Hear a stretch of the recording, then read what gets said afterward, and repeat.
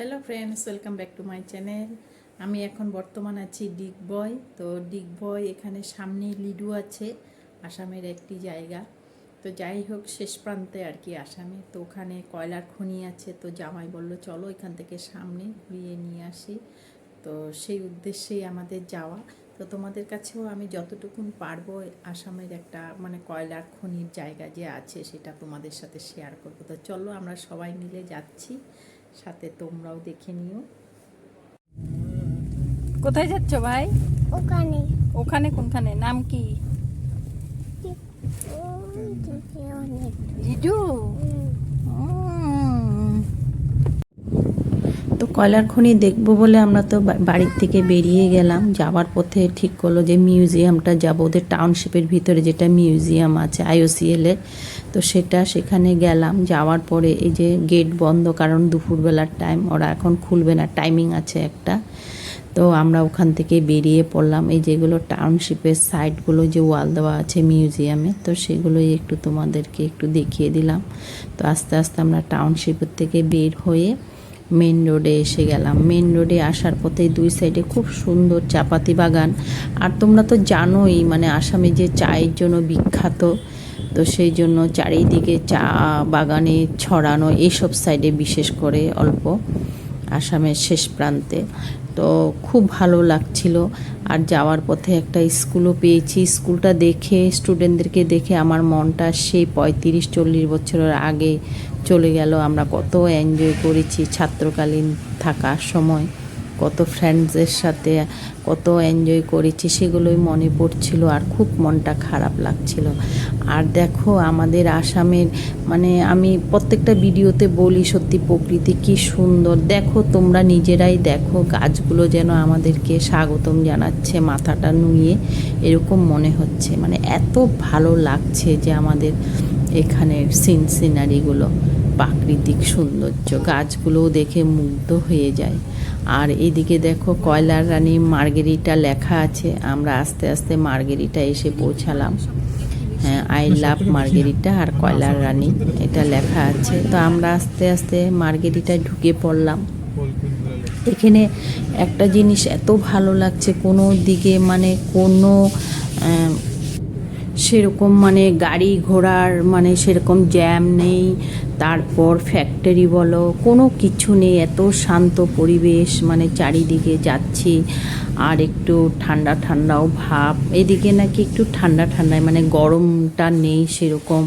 তো আমরা যে গরমগুলো গুয়াহাটিতে পেয়ে আসি, এদিকে একদমই গরম নেই, খুব সুন্দর। গাড়ি ঘোড়াও খুব কম, সব লিমিটেড।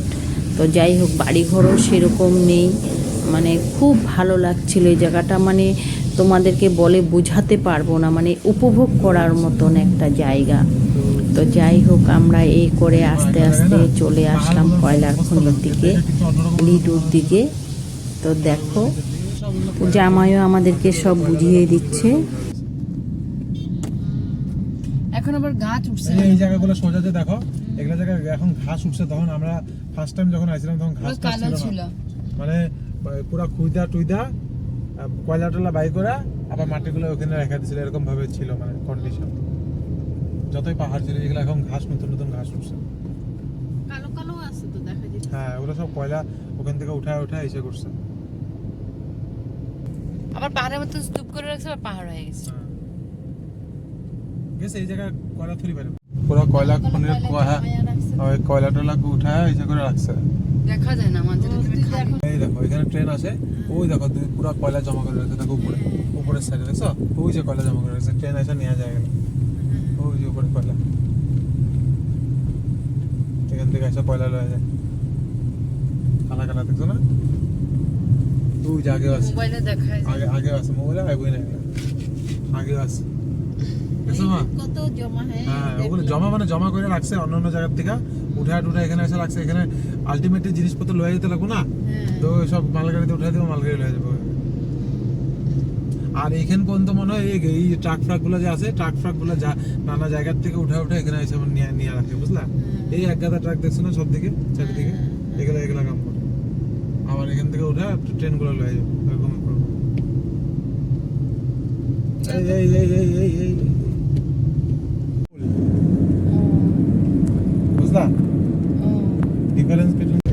সময় এত সহজে হয় না দেখলাম।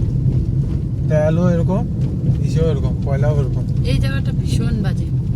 এখানে যদি ইসের দিনে, বর্ষার দিনে, আমরা বর্ষার দিনেই আসছিলাম, পুরা জল টল। এগুলা জায়গা একদম মানুষের বসবাসযোগ্য না।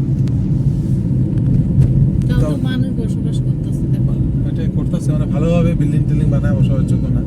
এই যে ওইদিকে চা বাগানে কর্মীগুলো মানে থাকে, বুঝলা, ওই চা বাগানে চা বাগান।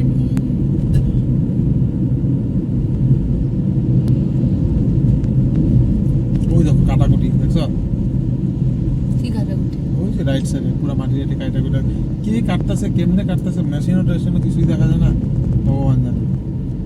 দেখছো মেশিনের তো দাগ আছে, মেশিন দেখা যেতেছে না। বৃষ্টি করতেছে, উঠাইবো না। তো জামাই আমাদেরকে সব বুঝিয়ে বুঝিয়ে দিল। আর এদিকে দেখো যে এরকম ছোট ছোট ঘর, এগুলো হয়তো চাপাতি বাগানের কর্মীদের ঘর।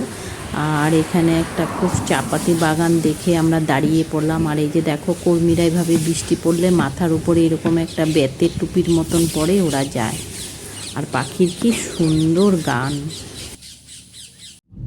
তো আমরা চাপাতি বাগান উপভোগ করে খুব মজা করে তারপর ওখান থেকে বেরিয়ে গেলাম। বেরিয়ে আসার পথে এখানে একটা অনুকূল ঠাকুর মন্দির দেখতে পেলাম, সৎসঙ্গ। তো যাই হোক, এটা আমরা দেখে সব উপভোগ করছি। আর জামাই বলছে যে কয়লা খনির মিউজিয়ামটা আছে সেটাতেও যাব, কিন্তু তার আগে আমাদের কিছু খেয়ে নিতে হবে, আমাদের খিদা পেয়ে গেছে। তো বললাম ঠিক আছে, এখন খাওয়া দাওয়া হোক, আমরা এখন খাওয়া দাওয়া করে তারপরে যাব মিউজিয়ামে। তো এই হোটেলটাতে এসেছি, আমি নামটা জানি না, নামটা ভুলে গেছি অবশ্য। তো এখানে ভালোই খাওয়া দিয়েছে, বলছে গুয়াহাটি মনসা হোটেলের রান্নাটাও ভালো, এখানেরটাও ভালোই বলছিল। তো আসার পথে এই যে গাড়িটা এখানে যাচ্ছে, আমরা দাঁড়িয়ে আছি, ওপার হতে হবে আমাদের। তো আজকের জন্য এখানে আজকে আমরা মিউজিয়ামটা দেখাবো না, নেক্সট দেখাবো, কারণ ভিডিওটা অনেক বড় হয়ে যাবে। তো আজকের জন্য এতটুকুনই, টাটা বাই বাই। তোমাদের কেমন লাগলো জানি।